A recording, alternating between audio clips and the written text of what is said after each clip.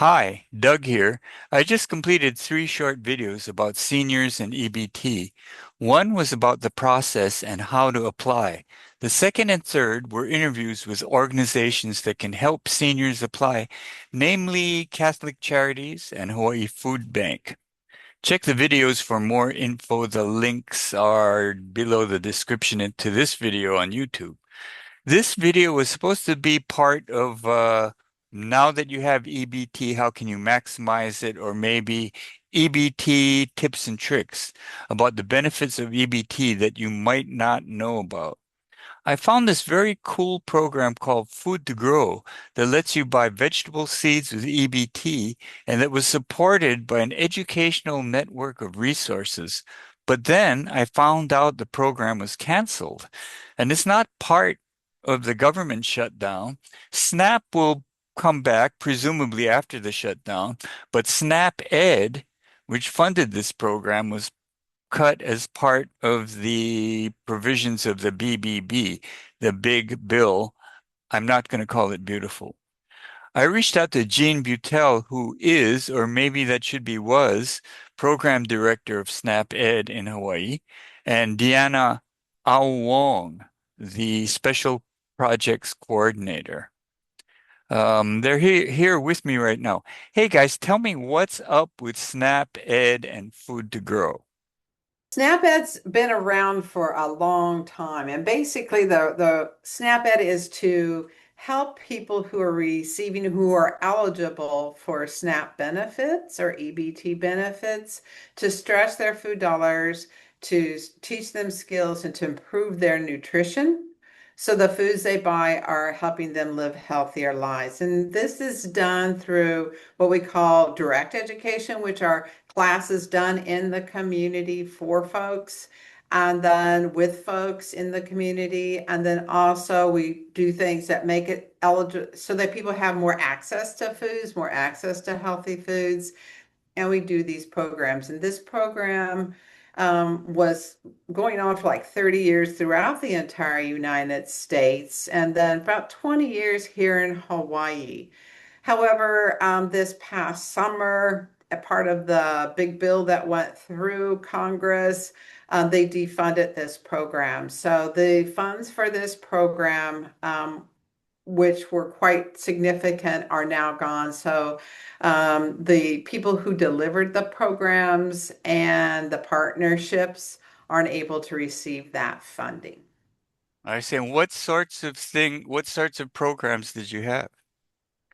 So we had for the senior population and single adults here in Hawaii, we had a series of classes called Food and Money Basics, where we went to agencies and they had people there, and we taught them about food resource management, in other words, budgeting your money, cooking and cooking skills and how to cook.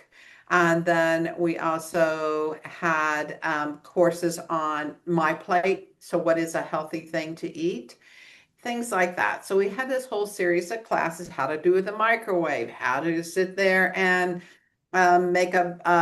check your budget out to make sure that you have the right food in your house to eat healthy, and also looking at food safety. How long is it good to keep food? How is it not? And then we gave enhancements for these people to learn how to do this. So that is one thing that now we're not able to give anymore. The other things we did is we helped sponsor or help pay for salaries for people to do food to school programs. So farm to school programs. So we would have them, they would go in there and help teachers and help school gardens come up with ways that they could cook. Grow food and help them with the technical, bring it into the classroom, have the kids experience eating the foods.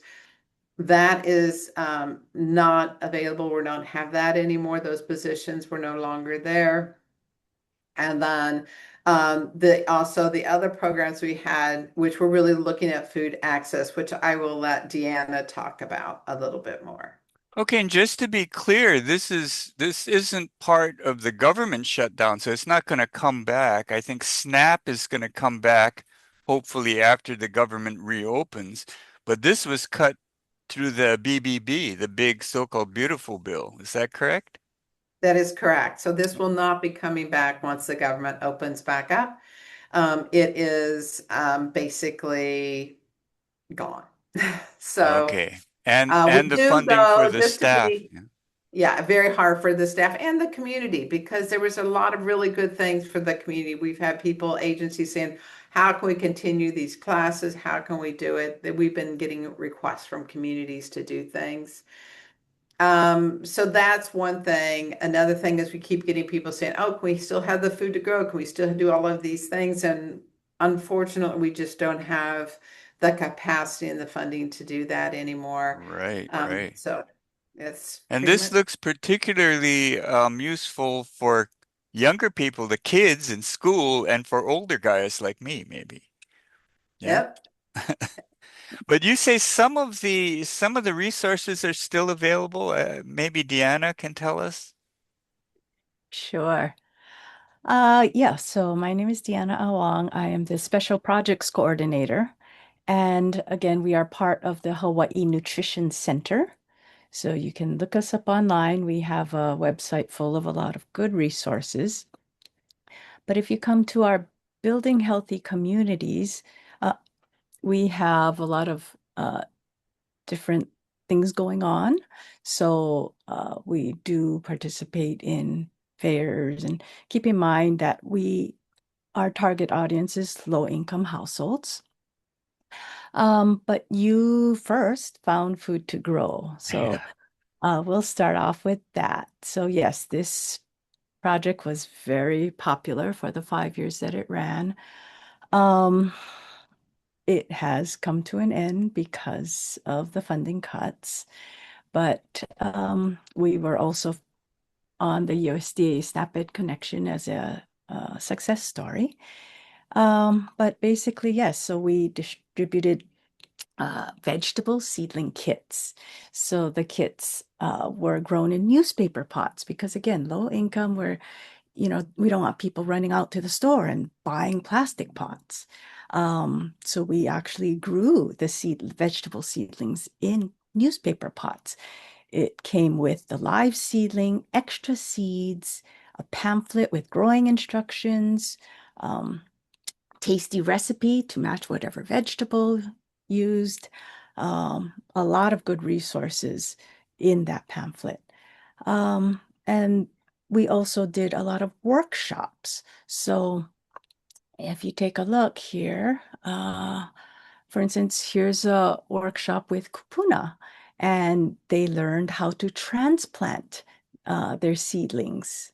So we've been all over the state. So again, learning how to transplant their seedlings. Again, since we don't want people running to the store and having to buy something, we use milk jugs.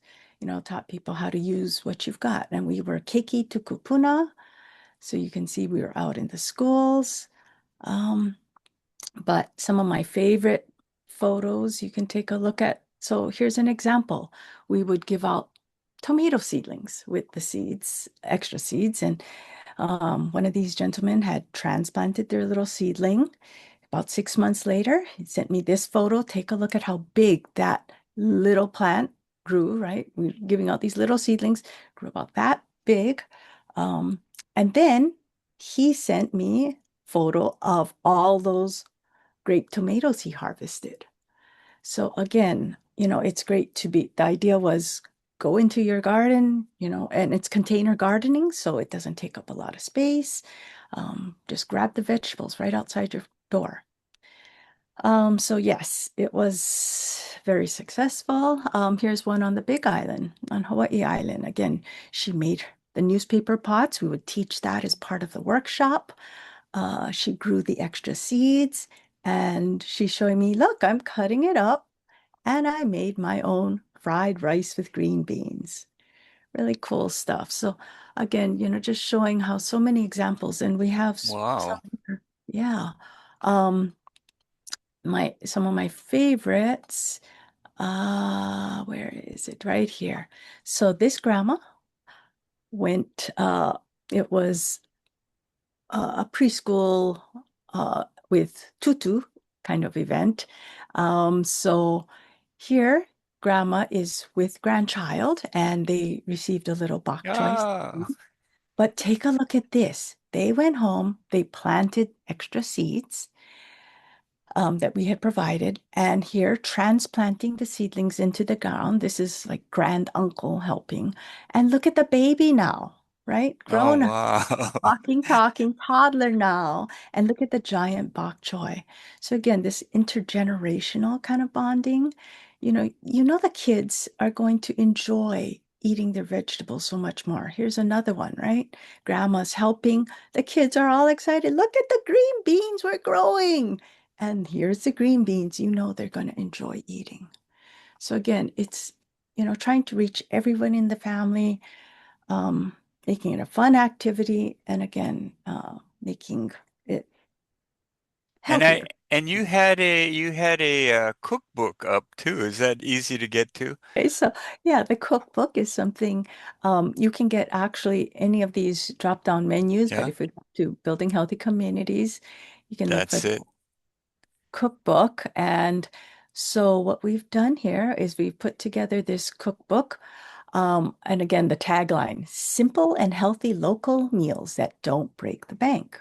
Again, we were looking for dishes that were local and especially with local produce. So you can see here in my background, this is a photo of a lot of the different types of produce we tried to incorporate in a lot of our recipes. Um, and so you can either download the entire book or whatever specific section you'd like. So all of our recipes here, as well as because this is geared for beginner cooks, or again, somebody who wants to maybe brush up on certain, skills or techniques. So as you're mentioning, we have things like even how to peel ginger. Yeah. So here we have a lot of different skills and information. USDA My Plate, talking about how much of the plate should be fruits and vegetables, should be half Right, that plate. right. So yeah, all of the information right here. So that's still going to stay up on the website, but is there a lifetime to that without funding? I mean, do we Uh, even know? Well, because we're associated with the College of Tropical Agriculture and Human Resilience, CTAR, this site is maintained by CTAR, so it will stay. I How see. often it's updated? Well, Right. we will hopefully be able to continue to update that, but we're looking and we're hopeful that we can get some sources to keep this up, if not expand it. So we're hoping to get some funding streams to continue this work. And as Deanna mentioned, great about Food to Grow. The one thing I think we really need to emphasize in that is that you can use your EBT benefits to buy produce, seedlings, and seeds. You can't buy flower seeds with it, but you can buy fruit and vegetable seeds and seedlings. Ah, okay. yes. Still? Still. Okay. How do we do that? So right here, that was one of the main goals. Thank you, Jeannie. One of the main goals of Food to Grow is that every workshop in distribution, seedling distribution, um, we would educate people that yes, you can use that EBT card to buy seeds and plants that grow food. So it could be fruit, vegetable, or herb. And whether you're talking about just the seed or a full-grown plant, the EBT card can be used. So we have here, of course, where can you buy those seeds and Where? Yeah. plants, right? You need to know. So a lot of people think, well, the nurseries or the home improvement stores, I Right. know they sell, right?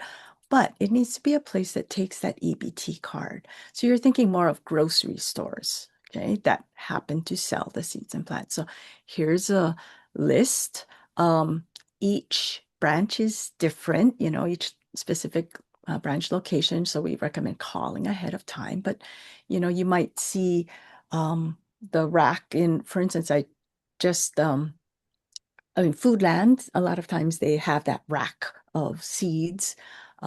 So you might want to, check there's all these different places. Right. And Marukai has a whole rack of them. Marukai, okay, that's good to know. And I've seen longs, they have plants outside in the one in Mo'iliili. I don't know if they have qualifying stuff, but I will look next time I'm there. Since so much of this, of our conversation is around funding and whatnot, it's part of the BBB, it's been cut. Um, there was talk the end of last year, the end of this year, at the end of this year's legislative session, that they might have a special session to cover the shortfalls from federal cuts. I haven't seen anything about a special session. They did have something that they were going to have grant and aid kind of process. Does any of that promise to restore some of the your program?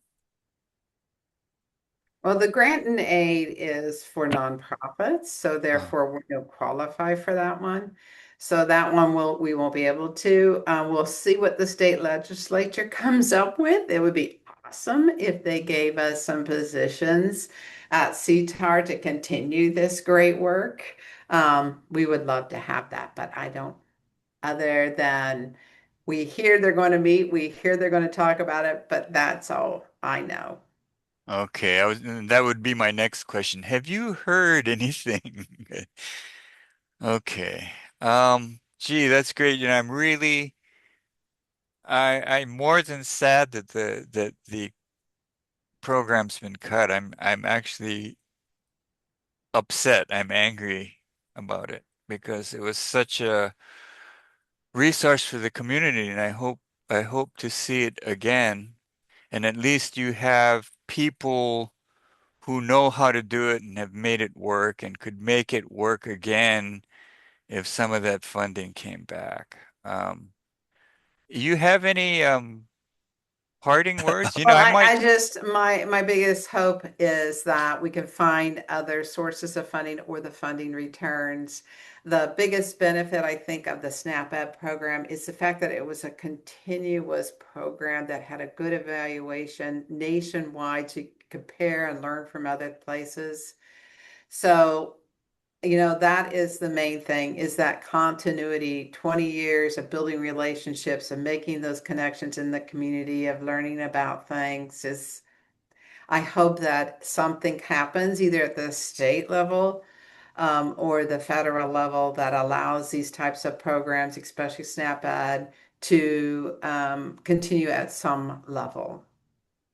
Terrific. Thanks so much, Deanna.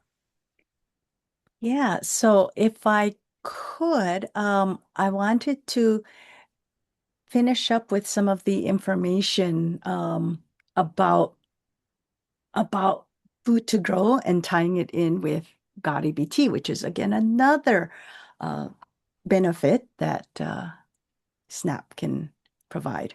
So from the Food to Grow site, there's also, as we were mentioning this, where can you buy? And so here is also for your neighbor island viewers, we do have the different locations across the different islands. So for instance, where can they buy seeds and plants that grow food? So we made these specific lists of places so they can check out those places. So you see there, for instance, KTA superstores, right? So they do certain branches do sell things like the seeds that grow food. Even Hilo Farmers Market.